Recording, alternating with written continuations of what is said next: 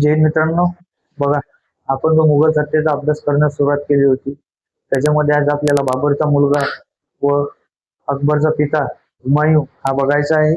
तर बघा हुमायूं याला बघत असताना आपल्याला सर्वप्रथम लक्षात घ्यायचं आहे की हा मुघल सत्तेतील दुसरा शासक. तर बघायचं झालं तर याचा जो शासनकाळ आहे हा दोन पार्टमध्ये डिवाइड केला जातो. तर बघा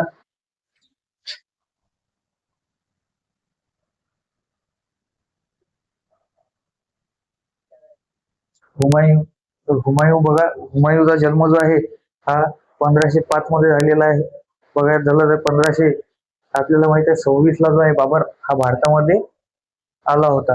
बघायला झालं तर तशाच प्रकारे ज्यावेळेस हेमूच्या हाती सत्ता आली त्यावेळेस ही त्यावेळेस मुघल सत्ता आपल्याला भारतामध्ये नेमकीच प्रस्थापित झालेली बघायला मिळेल. बाबर जो मुघल सत्तेचं पायाभरणी करून गेला होता. तर बघायला झालं तर यांच्या परिवारामध्ये चालू असलेले सत्तेसाठीचे वाद आणि विस्कळलेली प्रशासकीय व्यवस्था हा याच्यामध्ये खूप गुंतलेला होता. तर बघा याचा जन्म जो आहे हा 1505 मध्ये झाला.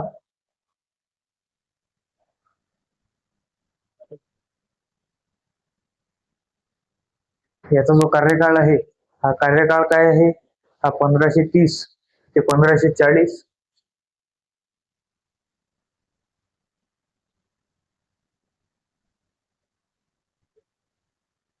40 व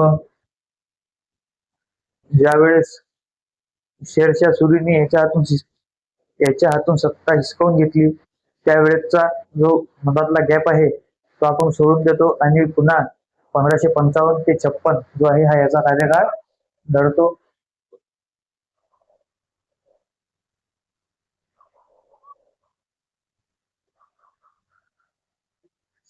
बघा त्याचे जे हे दोन कार्यकाळ झालेले आहेत हा जो मधातला गॅप याचा पडतो आहे 40 ते 55 त्याच्यामध्ये जे आहे ते सुरी घराणे आपल्याला भारतामध्ये आलेली बघायला मिळतं. तर बघा हेमू जो आहे याचा जन्म 1505 ला झाला.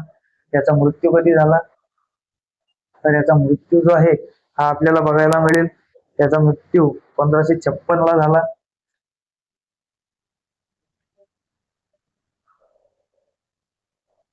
याचा मृत्यू 1556 ला झाला. याचा मृत्यू कसा झाला तर याचा मृत्यू जो आहे हा ग्रंथालयाच्या पायऱ्यांवरून पडल्यामुळे झाला. तर बघा ज्यावेळेस याच्या हाती सत्ता आली त्यावेळेस हे हुमायून, हिंदाल, कामरान अशा प्रकारे हे तीन भाऊ होते. त्या तिघाही भावांमध्ये यांनी सत्ता जी आहे ही एकत्रितरित्या वाटणी केली. ही सत्ता एकत्रितरित्या वाटणी केली असता काय झालं शेरशाह सुरीने हुमायूंवरती म्हणजेच दिल्लीवरती आक्रमण केले. दिल्लीवरती आक्रमण केले असता याच्या मदतीला याचे भाऊ आले नाही त्यामुळे याला जे आहे हे दोन लढ्यांना सामोरे जावं लागलं. त्या दोन्ही लढ्यांमध्ये याचा पराजय झाल्यामुळे याचं काय झालं तर याला भारतामधून पलायन करावं लागलं. याने भारतामधून पलायन केल्यानंतर त्याने इराणमध्ये जे आहे एका राजाकडे शरण घेतली व तिथं 15 वर्ष राहिला. त्याच्याच मध्ये त्याने मेहरबानू बेगमशी विवाह केला व 1542 ला अकबरचा जन्म झाला. व भारतामध्ये जसं त्याला कळलं की शेरशाह सुरीचा मृत्यू झालेला आहे व सुरी वंशामध्ये आता कुठलाही प्रकारचा उत्तम शासक नाही आहे त्यावेळेस याने सैन्य जमवले व परत भारतावरती आक्रमण केले व दिल्ली सत्ता जी आहे ते पुन्हा काबीज केली. तर बघा त्याचा मृत्यू झाला. तर बघा 1530 ते 1540 या कार्यकाळामध्ये याने काय केलं तर बघा या 1530 ते 1540 या कार्यकाळामध्ये जर याच बघायला गेलो आपण तर हा या दोन समस्यांना मुख्यतः तोंड देत होता. एक म्हणजे पारिवारिक समस्यांमध्ये काय होतं तर सत्तेसाठी चाललेला वाद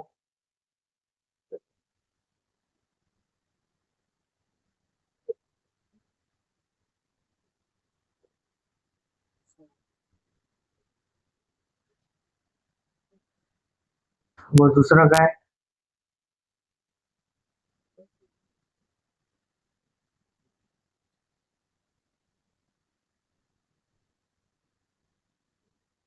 प्रशासकीय व्यवस्था हे जर बघायला झालं तर मुघल सत्ता प्रस्थापित होऊन हा काही बराच काळ झालेला नव्हता.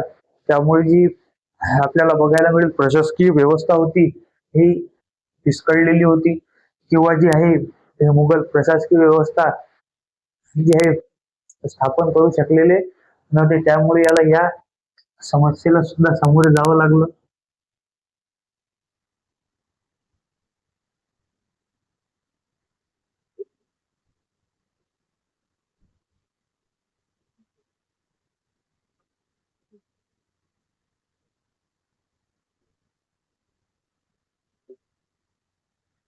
तर तसंच बघायचं झालं तर काय झालं, तर याने ज्या दोन लढाया लढल्या त्या आपल्याला बघायच्या आहेत. एक म्हणजे चौसाची लढाई.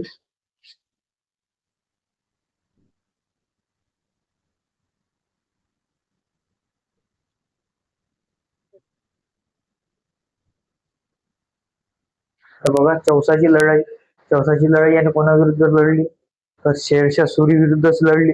व ती कधी लढली, तर जी आहे यांनी ही लढाई 1539 ला लढली. तर या चौसाच्या लढाईमध्ये काय झालं, तर याच्यामध्ये जो आहे हुमायूँचा पराभव झाला. व हुमायूँ जो आहे हा तिथून पळून निघाला व याने पुन्हा सैन्य जमवले. व पुढच्या वर्षी म्हणजेच 1540 ला त्याने डबल जे आहे शेरशाह सुरीला एक वेळेस पुन्हा सामोरे गेला. त्यावेळेस याला शेरशाह सुरी पासून व दिल्लीची सत्ता सोडून जे आहे हे पळून जावं लागलं. तर बघा या लढाईमध्ये कोण कोण होतं, तर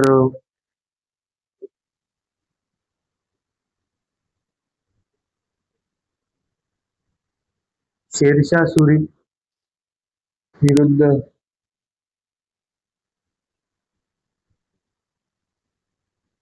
हुमायून. हुमायून काय झालं, शेरशाह सुरी विजयी झाले. व पुढच्याच वर्षी म्हणजे 1540 ला जी दुसरी लढाई आहे तिला आपण कन्नौजची लढाई किंवा बेलग्रामची लढाई म्हणून ओळखतो, ती लढाई झाली.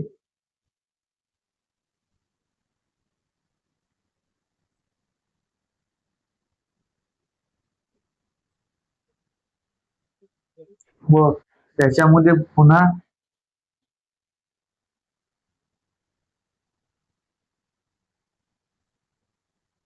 शेरशाह सुरीचा विजय झाला व हुमायूनला भारत सोडावे लागले, किंवा आपण म्हणू शकतो की दिल्लीची गादी सोडावी लागली.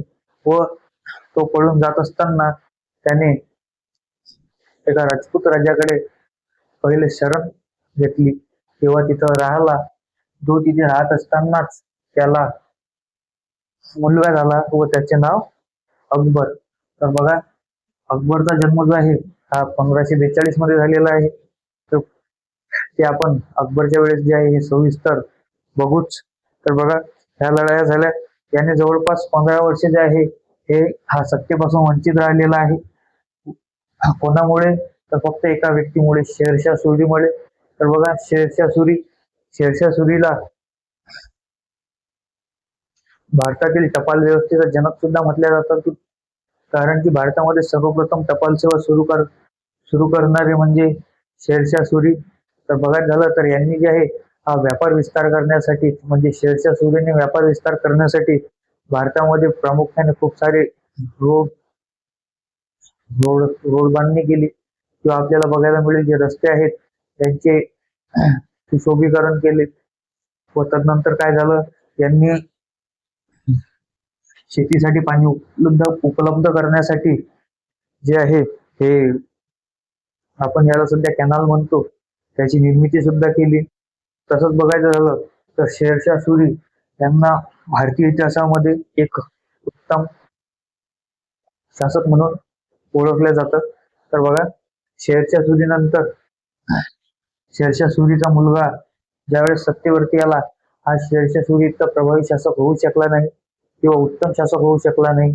त्यामुळे जो आहे हे सुरी घराणं जे आहे हे सुरी घराण्याचा ऱ्हास होण्यास सुरुवात झाली व हेमूने पुन्हा सत्ता काबीज केली. तर बघा, हेमू जो आहे हा भारतामध्ये परत आला 1555 ते 56 हा भारतामध्ये परत आला. त्यावेळेस काय झालं, यांनी जे आहे याची आज दिल्ली सत्ता जी आहे, दिल्लीची सत्ता पुन्हा मिळवली.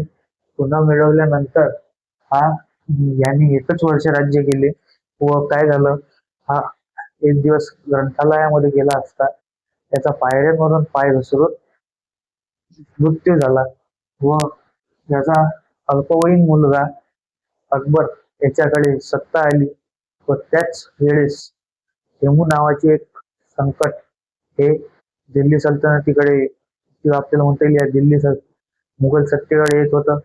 पण अकबर हा त्यावेळेस अल्पवयीन होता. अकबरचा जो अंगरक्षक आहे त्याने त्या संकटावरती मात केली, त्यामुळे मुघल सत्ता ही पुन्हा प्रस्थापित झाली. तर हे आपण अकबरची कारकीर्द जी आहे हे आपण पुढच्या लेक्चरमध्ये बघणार आहोत. जय हिंद, जय भारत.